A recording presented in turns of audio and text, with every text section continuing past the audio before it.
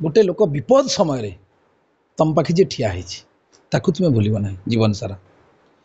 गीता कहे आउ गोटे प्रकार लोक भूल कौ समय विपद समय जी तुमको चुगली चपट कर तुम हाथ छाड़ी भी तुम जीवन में केवे भूल ना। दिन में दी ओली खाया मो पाखे पैसा नाला जदि आप जदिओ मो बापा बहुत दिजन जाक चाकरी सरकारी चाकरी करें 5 भाई भौणी आम घर एत पाठ पढ़ार पैसा खर्च हो जाए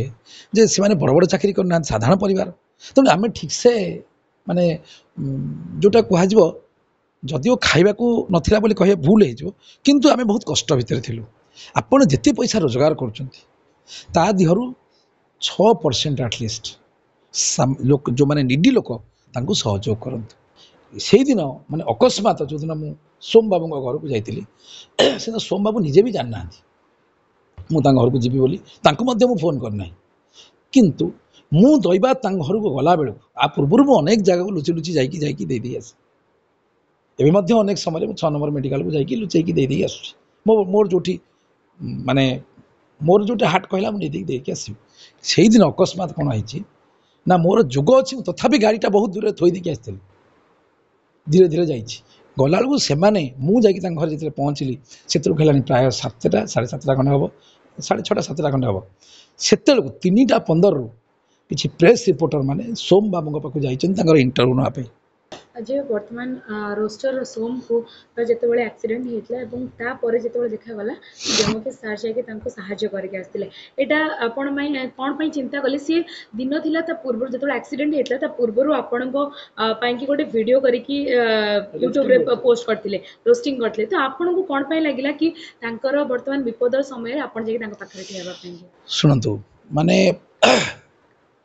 गीता कहूँ जीवन में 2टा लोक भूलें क्या भूलें गोटे लोक विपद समय तुम पाखे जी ठिया ताकू तुम्हें भूल ना जीवन सारा। गीता कहे आउ गोटे प्रकार लोक भूल कौ समय विपद समय जी तुमको चुगली चपट कर तुम हाथ छाड़ी भी तुम जीवन में केवे भूल ना। एवं देखो मु भुवनेश्वर मोर औकात कौन आपण तो जाना आपण नुआ कर रिपोर्टिंग करुँच आज ठीक 10 वर्ष 12 वर्ष तले आपण भली मुझे भुवनेश्वर राजरास्तार रिपोर्टिंग करुँगी बुली बुलिक मोर ता पूर्व ऑटो चलाऊली मोर औकात कौन आपण को जान न थाई पारते मु जानी दिन में दी ओली खाया मो पाखे पैसा नाला जदि आप जदिओ मो बापा बहुत दिजन जाक चाकरी सरकारी चाकरी करें 5 भाई भौणी आम घर एत पाठ पढ़ार पैसा खर्च हो जाए जे से बड़ बड़ चाकरी करना साधारण परिवार तेणु आम ठीक से माने जोटा कह जदिओ खाइबा नथिला बोली कहे भूल हो किंतु आम बहुत कष्ट भितर थिलु निजे केमती स्ट्रगल करूँ भगवान बहुत आशीर्वाद बहुत भल जगह आम आसी पहुँचीचु जो जगार आम पहुँचा कथा नुहे भगवान आमको से पहुँचे तेणु देखु आमर कर्तव्य हूँ आपण जमती भगवान कहते गीता गीता कहूँ आपण जिते पैसा रोजगार कर दिहरु 6% एटलिस्ट लोक जो माने निडी लोक तांको सहयोग करंतु।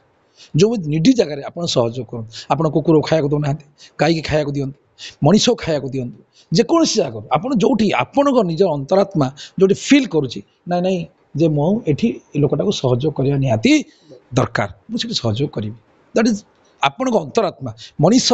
विवेक जो जिनटा केवल जन को दिखाई से हूँ किए मनीष पाखे विवेक अच्छी आउ कहा पृथ्वी रे गछ पत्र घास लता गाई गोरु जंतु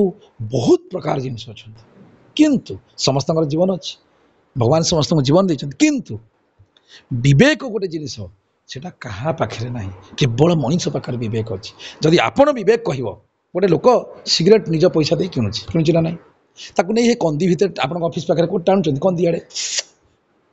लुचिकी हाँ कि नहीं गला मनकर कुआड़े गोटे भल माल कुआड़े मिल जाए आज टे बटल खोला हम मनकर आप सब गले रे देख सब गले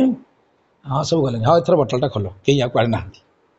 पैसा आपण पैसा किଣିକି आनी आपन के बंद कला वाला ना किंतु आप विवेक कहूँ काले अलग किए देखीदे आम खराब भाव से जो जिनसटा आउ का पाखे ना तेणु मोर विवेक मत कहूँ नाई नाई तोर जी बाटर पहुँचवा कथा नुहे तोते भगवान बहुत आगे पहुँचे तेणु तू किछि किछि दान धर्म कर मोर मु करुच्ची ସେଇଦିନ ମାନେ ଅକସ୍ମାତ ଯେଉଁଦିନ ମୁଁ ସୋମ ବାବୁଙ୍କ ଘରକୁ ଯାଇଥିଲି ସେଦିନ ସୋମ ବାବୁ ନିଜେ ବି ଜାଣିନାହାନ୍ତି ମୁଁ ତାଙ୍କ ଘରକୁ ଯିବି ବୋଲି, ତାଙ୍କୁ ମଧ୍ୟ ମୁଁ ଫୋନ୍ କରିନାହିଁ। କିନ୍ତୁ ମୁଁ ଦୈବାତ ତାଙ୍କ ଘରକୁ ଗଲାବେଳକୁ ପୂର୍ବରୁ ମୁଁ ଅନେକ ଜାଗାକୁ ଲୁଚି ଲୁଚି ଯାଇକି ଦେଇଦେଇ ଆସେ। ଏବେ ମଧ୍ୟ ଅନେକ ସମୟରେ ମୁଁ 6 ନମ୍ବର ମେଡ଼ିକାଲକୁ ଯାଇକି ଲୁଚେଇକି ଦେଇଦେଇ ଆସୁଛି। ମୋର ଯେଉଁଠି ମାନେ ମୋର ଯେଉଁଠି ହାର୍ଟ କହିଲା ମୁଁ ଦେଇକି ଆସିବି। ସେଇଦିନ ଅକସ୍ମାତ କ'ଣ ହେଇଛି ନା ମୋର ଯୋଗ ଅଛି, ମୁଁ ତଥାପି ଗାଡ଼ିଟା ବହୁତ ଦୂରରେ ଥୋଇ ଦେଇକି ଆସିଥିଲି। ଧୀରେ ଧୀରେ ଯାଇଛି, ଗଲାବେଳକୁ ସେମାନେ ମୁଁ ଯାଇକି ତାଙ୍କ ଘରେ ଯେତେବେଳେ ପହଞ୍ଚିଲି ସେତେବେଳକୁ ହେଲାଣି ପ୍ରାୟ 7ଟା 7:30 ଖଣ୍ଡେ ହେବ, 6:30 7ଟା ଖଣ୍ଡେ ହେବ। ସେତେବେଳକୁ 3:15ରୁ